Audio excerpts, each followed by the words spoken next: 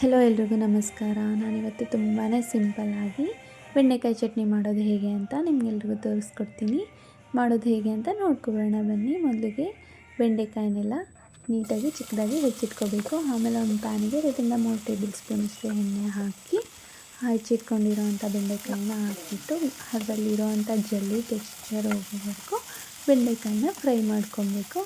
ಬೆಂಡೆಕಾಯಿ ಆರೋಗ್ಯಕ್ಕೆ ತುಂಬಾ ಒಳ್ಳೆಯದು. ನನಗೆ ಬೆಂಡೆಕಾಯಿ ಸಾಂಬಾರ್ಗಿನ್ನ ಚಟ್ನಿ ತುಂಬಾ ಇಷ್ಟ ಆಗುತ್ತೆ. ಸೊ ಬೆಂಡೆಕಾಯಿ ಫ್ರೈ ಆಗಿದೆ. ಈಗ ಇದನ್ನು ಒಂದು ಪ್ಲೇಟಿಗೆ ಟ್ರಾನ್ಸ್ಫರ್ ಮಾಡ್ಕೊಬೇಕು.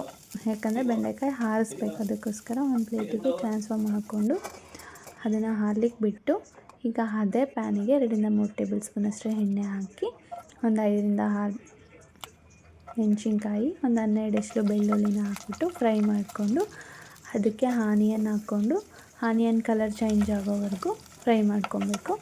ಮತ್ತು 1-2 ಟೊಮೆಟೊನ ಹೆಚ್ಚಿಟ್ಕೊಂಡಿದ್ದೀನಿ. ಸೊ ಆನಿಯನ್ ಫ್ರೈ ಆದಮೇಲೆ ಟೊಮೆಟೊನ ಆ್ಯಡ್ ಮಾಡಿಕೊಂಡು ಟೊಮೆಟೊನ ಕೂಡ ಸ್ಮೂತಾಗಿ ಟೊಮೆಟೊ ಆಗೋವರೆಗೂ ಫ್ರೈ ಮಾಡ್ಕೊಬೇಕು. ಟೊಮೆಟೊ ಬೇಗನೆ ಫ್ರೈ ಆಗಬೇಕಂದ್ರೆ ಸ್ವಲ್ಪ ಸಾಲ್ಟನ್ನ ಆ್ಯಡ್ ಮಾಡ್ಕೊಳ್ಳಿ, ಬೇಗನೆ ಫ್ರೈ ಆಗುತ್ತೆ.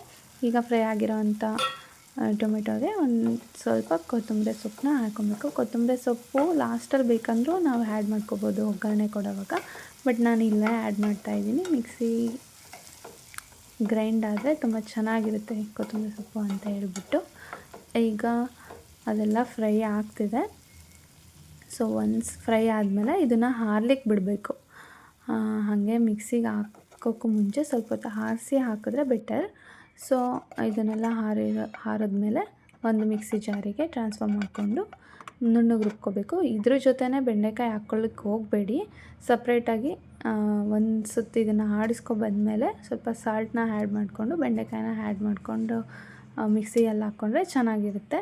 ಇಲ್ಲಾಂದರೆ ಬೆಂಡೆಕಾಯ್ದೆಲ್ಲ ಅದು ಜಲ್ಲಿ ಟೆಕ್ಸ್ಚರ್ ಜಾಸ್ತಿ ಬಿಟ್ಕೊಬಿಡುತ್ತೆ. ಮತ್ತು ಅದಕ್ಕೆ ಒಗ್ಗರಣೆ ಕೊಡೋಣ ಈಗ. ಮತ್ತು ಅದೇ ಪ್ಯಾನಿಗೆ 1 ಟೇಬಲ್ ಸ್ಪೂನಷ್ಟು ತುಪ್ಪನ ಹಾಕ್ಕೊಂಡು 1-2 ಟೇಬಲ್ ಸ್ಪೂನಷ್ಟು ಎಣ್ಣೆನ ಹಾಕ್ಕೊಂಡು ಒಗ್ಗರಣೆ ಕೊಡೋದು. ಜೀರಿಗೆ, ಸಾಸಿವೆನ ಹಾಕ್ಕೊಂಡು ಮತ್ತು ಇದಕ್ಕೆ ಕಡಲೆಬೇಳೆ ಮತ್ತು ಉದ್ದಿನಬೇಳೆ ಆಪ್ಷನಲ್ಲು, ಬಟ್ ನಾನು ರೆಕಮೆಂಡ್ ಮಾಡೋದಾದರೆ ಹಾಕಿ, ತುಂಬಾ ಚೆನ್ನಾಗಿರುತ್ತೆ ತಿನ್ನೋವಾಗ.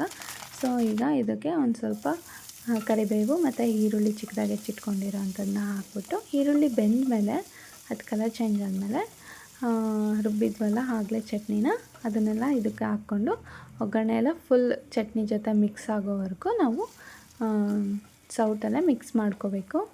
ಸೊ ಚೆನ್ನಾಗಿರುತ್ತೆ. ಇದೊಂದು 5 ಮಿನಿಟ್ಸ್ ಲೋ ಫ್ಲೇಮಲ್ಲಿ ಇದು ಮಾಡ್ಕೊಳ್ಳಿ, ಮಿಕ್ಸ್ ಮಾಡ್ಕೊಳ್ಳಿ. ಬಿಕಾಸ್ ಅದು ಹಸಿ ಸ್ಮೆಲ್ಲೆಲ್ಲ ಹೊರಟೋಗುತ್ತೆ ಏನಾದರೂ ಬೆಂಡೆಕಾಯ್ದಿದ್ದರೆ. ಇದು ಮುದ್ದೆ, ರಾಗಿ ಮುದ್ದೆ ಜೊತೆ ಮತ್ತು ರೈಸ್ ಜೊತೆ ತುಂಬಾ ಚೆನ್ನಾಗಿರುತ್ತೆ. ಒಂದು ಸತಿ ಮನೆಯಲ್ಲಿ ಟ್ರೈ ಮಾಡಿ ಹೇಗಿತ್ತು ಅಂತ ಕಮೆಂಟ್ ಮಾಡಿ. ನನಗೆ ಬೆಂಡೆಕಾಯಿ ಸಾಂಬಾರ್ಗಿನ್ನ ಚಟ್ನಿನೇ ತುಂಬಾ ಇಷ್ಟ. ಸೊ ಬಿಸಿ ಅನ್ನದ ಜೊತೆ ನಾನು ಟ್ರೈ ಮಾಡಿದೆ, ತುಂಬಾ ಚೆನ್ನಾಗಿತ್ತು. Thank you.